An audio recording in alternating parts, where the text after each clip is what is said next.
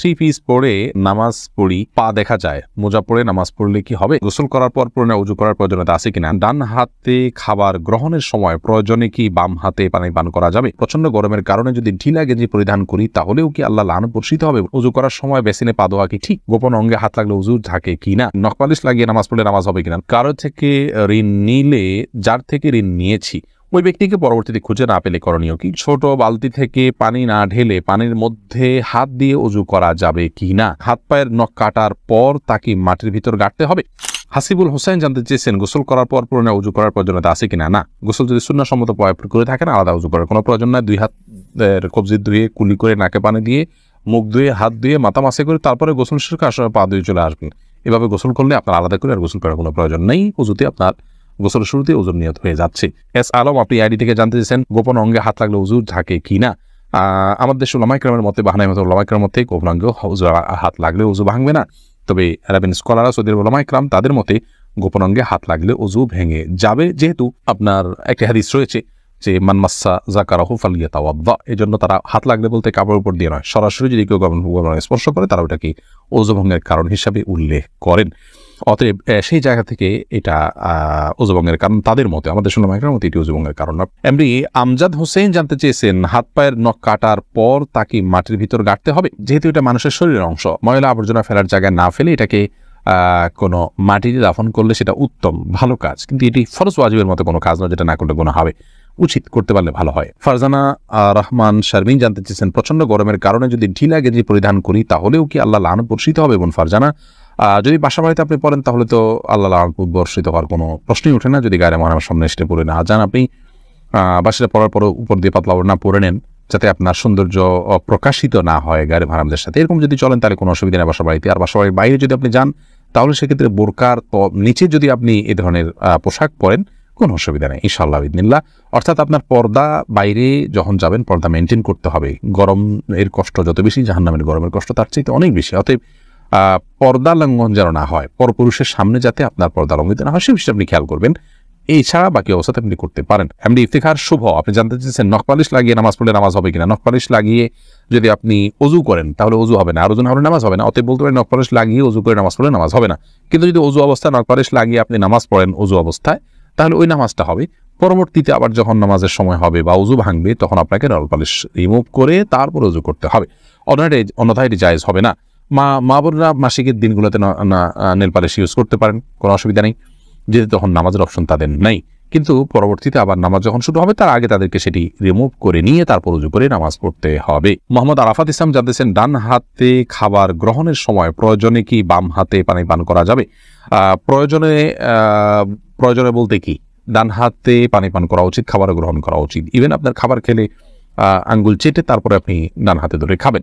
যদি আমাদের ওলামা ইকরাম বলেন যে বাম হাতে আপনি পানির পাত্র ধরলেন, ডান হাত দিয়ে ঠেক দিলেন, তার মানে দুই হাত ধরে খালেন, এটা জায়েজ আছে, এটা একটা পন্থা মাত্র, কিন্তু সবচেয়ে উত্তম হয় সরাসরি ডান হাতে খাওয়া। সেক্ষেত্রে খাবার লেগে যাওয়ার যে ভয় থাকে গ্লাস ইত্যাদিতে, সেটা থেকে বাঁচার জন্য আপনি পরিষ্কার করে নেবেন, আলতো করে ধরবেন, কিন্তু ডান হাতে খাওয়া উচিত, পান করা উচিত, যেহেতু হাদিসে সুস্পষ্টভাবে ডান হাতে খাওয়া পান করার নির্দেশ রয়েছে। কারজাই এর দিকে আপনি জানতে চেয়েছেন কারো থেকে ঋণ নিলে যার থেকে ঋণ নিয়েছি ওই ব্যক্তিকে পরবর্তীতে খুঁজে না পেলে করণীয় কি? যদি কোনোভাবে খুঁজে পাওয়া না যায় এবং আশাও ছেড়ে দেন তাহলে সেক্ষেত্রে সেই ঋণের টাকা আপনি যে কোনো গরিব মানুষকে, অসহায় মানুষকে আপনি দান করে দিবেন বা কল্যাণমূলক খাতে দান করে দিবেন ওই ব্যক্তির তরফ থেকে, প্রাপকের তরফ থেকে, তাই আপনি দায়মুক্ত হবেন ইনশাআল্লাহ। ফারজানা সুলতান আপনি জানতেছেন কিবলার দিকে পা দিয়ে শোয়া যাবে কিনা? কিবলার দিকে পা দিয়ে শোয়ার ব্যাপারে কোনো হাদিসে নিষেধাজ্ঞা সরাসরি নাই। তারপরও ওইদিকে কেবলা রয়েছে, সেই জায়গা থেকে কেবলার প্রতি শ্রদ্ধার জায়গা থেকে যদি দিকে পা না দেন ভালো, কিন্তু এটাকে হারাম বলা বা নাজায়েজ বলা বা গুনাহের কারণ বলার কোনো সুযোগ নেই, যেহেতু কোন হাদিসে এই বিষয়ে কোনো নিষেধাজ্ঞা নেই। নিশান আপনি জানতে চেয়েছেন উজু করার সময় বেসিনে পা দেওয়া কি ঠিক? নিজের বাসা বাড়িতে অসুবিধা নেই, করতে পারেন, তবে আপনার রিস্ক মুক্ত হওয়াটা আর বিষয়ে মাথা রাখতে হবে। নিজের জন্য রিস্কি হলে সেটা আপনার জন্য করা উচিত হবে না, কারণ নিজেকে বিপদের মুখে ঠেলে দেওয়া ইসলামের সাথে জায়েজ নয়। অসময় এখান থেকে পড়ে বা দুর্ঘটনার শিকার হতে পারে মানুষের। যদি সেরকম না হয় আপনি আশপাশে কিছু ধরে করতে পারেন তাহলে এটা জায়েজ আছে, কিন্তু পাবলিক প্লেসে বা বাইরে এরকমটি করা অনুচিত, যেহেতু এটা দৃষ্টিকটু। অন্য ধরনের মানুষরা আছে যারা এই বেসিন ব্যবহার করবে, তারা দেখে হয়তো ইসলাম সম্পর্কে বাজে ধারণা নিবে বা তাদের হক নষ্ট হতে পারে বা আশপাশে পানি পড়ে ভিজে যাবে, জায়গাগুলো নষ্ট হবে, সেই জায়গা থেকে পাবলিক প্লেসে এমনটি না করা উচিত, কিন্তু করলে অজু হয়ে যাবে। ফারিয়া এনামুল, আপনি জানতে চেয়েছেন ছোট বালতি থেকে পানি না ঢেলে পানির মধ্যে হাত দিয়ে অজু করা যাবে কি না? যাবে। হাত দিয়ে কোষ করে উঠিয়ে আগে হাত ধোবেন 3 বার, এরপরে আবার আপনি কোট দিয়ে স্বাভাবিকভাবে অজু করতে পারেন, কোনো অসুবিধা নেই। নবী সাল্লাল্লাহু আলাইহি ওয়াসাল্লাম এই পদ্ধতিতে অজু করেছেন। আনাবিয়া বাহার নুসরাত, আপনি জানতে চেয়েছেন নামাজের ভিতর বারবার থুতু ফেললে কি নামাজ ভেঙে যাবে? নামাজের ভিতরে বারবার কেন থুতু ফেলবেন? যদি এটা বারবার করতে থাকেন, এটা আপনি নামাজে আসেন কি নাই এরকম সন্দেহ, একজন বাহিরের দর্শক আপনার দিকে তাকিয়ে এরকম সন্দেহ যে তার ভিতরে উদ্রেক হওয়ার মতো আপনি এত বেশি বারবার থুতু ফেলেন, তাহলে তো নামাজ হবে না। আর যদি এরকম না হয় তাহলে এটা নামাজের হয়তো আপনি মাঝে মধ্যে ফেললেন, কিন্তু নামাজের যে ভঙ্গিমা আছে সেটার মধ্যেই থেকে ফেললেন, তাহলে আপনার নামাজ হয়ে যাবে, কিন্তু তাতেও নামাজের অঙ্গহানি হবে, মান নষ্ট হবে।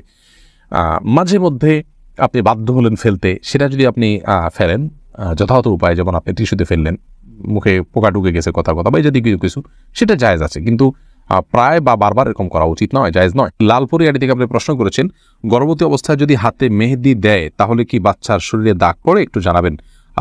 বোন, এটি সম্পূর্ণ কুসংস্কারের জন্য একটি বিশ্বাস। আমাদের দেশে অনেকে এরকমটি মনে করে যে গর্ভবতী অবস্থায় যদি গর্ভবতী অবস্থায় যদি এরকম কোনো কিছু করা হয়, মেহেদি হাত দেওয়া হয়, তাহলে সেক্ষেত্রে বাচ্চার ক্ষতি হয়। এগুলো সম্পূর্ণ ভুয়া কথা, ভিত্তিহীন কথা। এগুলো বিশ্বাস করা ইমানের সাথে সঙ্গতিপূর্ণ নয়, শিরকে আসগার হয়ে যেতে পারে এই ধরনের বিশ্বাস। অতএব এই ধরনের বিশ্বাস আমাদের রাখা উচিত নয়, কোনো রকম ক্ষতি হবে না ইনশাআল্লাহ বিসমিল্লাহ। শিখা ইসলাম, আপনি জানতেছেন 3 পিস পরে নামাজ পড়ি, পা দেখা যায়, মোজা পরে নামাজ পড়লে কি হবে? পায়ের পাতা ঢাকতে হবে কিনা মেয়েদের নামাজের জন্য মধ্যে, এটা নিয়ে মত পার্থক্য আছে। অনেক উলামায়ে কেরাম এটাকে শর্ত করেছেন।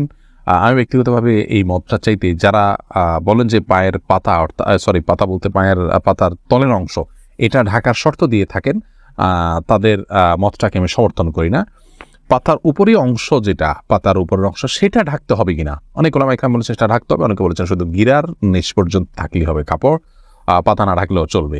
তো দুই পক্ষের ওলামায়ে কেরামের দলিল রয়েছে। নিরাপদ হলো এমন কাপড় পরা যে কাপড়টা অনেক বেশি লম্বা হয়, যে পায়ের পাতার উপরই অংশ সহ ঢাকা পড়ে। তলা ঢাকার জন্য, মোজা পরার জন্য আলাদা করে কষ্ট করা বা কসরত করা এটা আবশ্যক নয়। ইনশাআল্লাহ বিসমিল্লাহ নামাজ হয়ে যাবে যদি কেউ মোজা না পড়ে।